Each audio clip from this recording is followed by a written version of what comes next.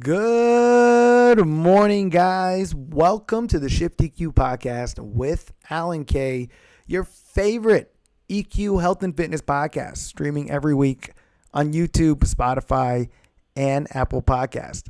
This is episode 5 from Dad Bod to Physique Bod Part 1.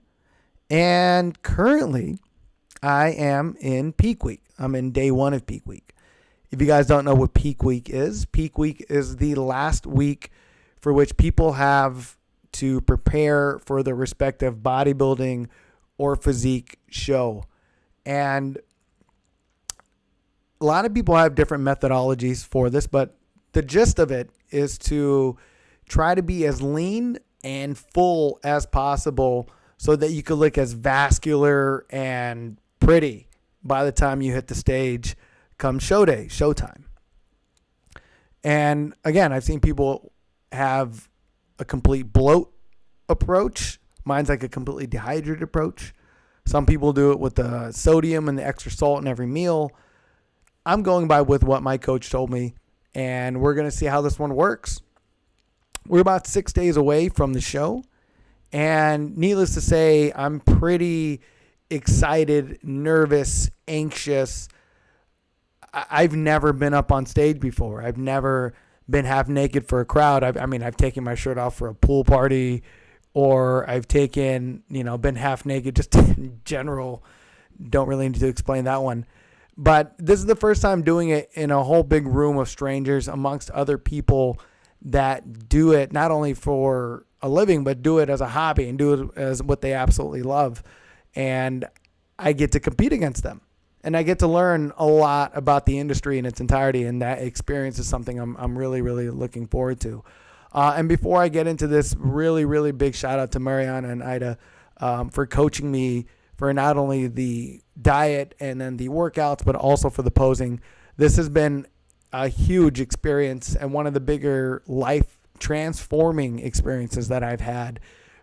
Taking what was a childhood goal of just being able to be up on stage, look ripped and chiseled, and just do it in a place where I'm not embarrassed, not shy. I grew up with a lot of body insecurities.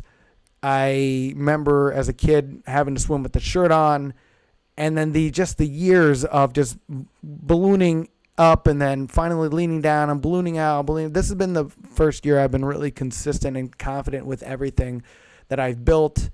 And I'm confident that I know it's not just a fling. A lot of people just try to lose weight for the summer, or some people just try to lean out 30 pounds at a time, and it's a very temporary thing. Like, I found a way to make what I do now as a lifestyle.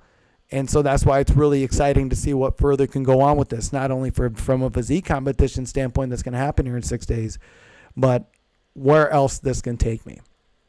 Now, I created this episode because I got a flood of questions, fears, and responses in person, through Instagram, through Facebook.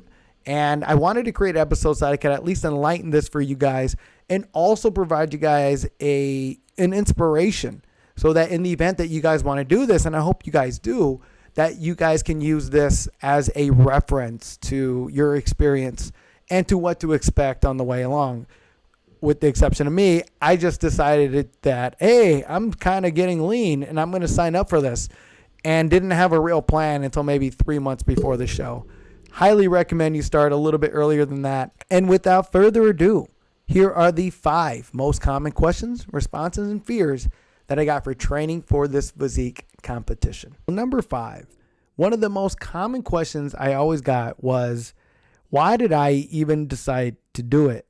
Now, for me, I've always wanted to have the big alpha male look, whether it's the big abs, the big chest, the big arms, the ripped, chiseled, lean look, the big chiseled jawline. For me, at a young age, that was very much impressed upon me. Now, for someone who was dealing with being fat and then not being fat and then being skinny, not being skinny, and had constant fluctuation with weight and constantly being obsessed with it at the same time, being at a point now where I'm completely confident with taking my shirt off to the point where I'll be on stage is a dream. It really is. And I know that there's a lot of people that are going through a lot of those pains and aches of being insecure with their body. And trust me, I was there too. So to be at a point where I broke through all of those limiting beliefs, found what works for me, and kept at it to a point where now I'm literally about to compete on stage is the most empowering feeling in the world, to take what used to be a ginormous insecurity and transform that into fuel, and then making an entire program out of it to be at this point. And now I'm not saying that the pinnacle of being empowered is to be on stage, and that isn't the goal. That shouldn't be the goal. But the fact that I got to a point, and I built myself to a point to be able to make that into a reality is absolutely just amazing. And I'm beyond grateful for it, like you would not believe. And that's also why I highly recommend anybody who is going through something like body dysmorphia or just grossly insecure with their body to sign up and train for a competition. Like, it doesn't matter how you place amongst everybody else. What matters is you can break through all of those limiting beliefs about yourself and then get to a point where you can just be so vulnerable and own that moment. And my God, I am just excited for that. And I'm looking forward to all of your guys as well, because I know damn well some of you guys are going to for sure sign up for that after this. So the number 4 common question / response I get is that there's no way that I can do it. I as in you, and then also me as well. And I'll be really frank with you, when I first started, I didn't think it was possible as well. And I don't want to say I cheated, but this wasn't a goal of mine until I actually started training for the marathon and I started leaning out. And the more I ran, the more kind of consistent I stayed with the weight. And the more I leaned out, the more I started realizing, hey, I can definitely train for a physique competition at the same time. I just need to get more strict with the weight training. And about 4 months out from the actual physique competition, I hired a trainer. We started working on me eating correctly and then working out correctly with regards to getting the right muscles developed. The physique competition likes a V taper, so my lats needed a lot of work, and they still do. My waist needs to slim down just a little bit. But honestly, I'm very happy with where I'm at. This is my very first show ever, and it's crazy to think literally 6-7 months ago, I never thought I'd be getting on stage. And again, it's about taking that step. Even when you don't believe that you can, it's still taking that step of faith and saying, I'm going to learn anyways. And it all of a sudden doesn't become, I can't do it. It becomes, how do I find a way to do it? And to be at this point, again, I can't emphasize that enough, to understanding that the physique competition is just a competition of eating correctly and working out based on how you like to work out and piggybacking on things that you love.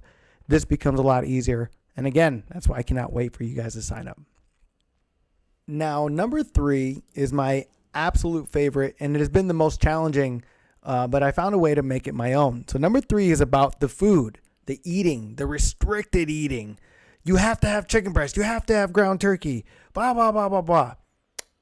I will say that in order for you to get the best result, in order for you to get the leanest physique possible, to, yes, stick to the lean chicken breast, stick to the lean turkey for your protein sources, stick to grains and carbs like rice, potato, sweet potato, oatmeal, things that are really easily digestible and are very nutritious when it comes to carbs. If you could start switching like your burger to that of a chicken breast, if you start switching your French fries to sweet potatoes, if you could start doing those gradual progressions, that's how the eating for this becomes a lot easier.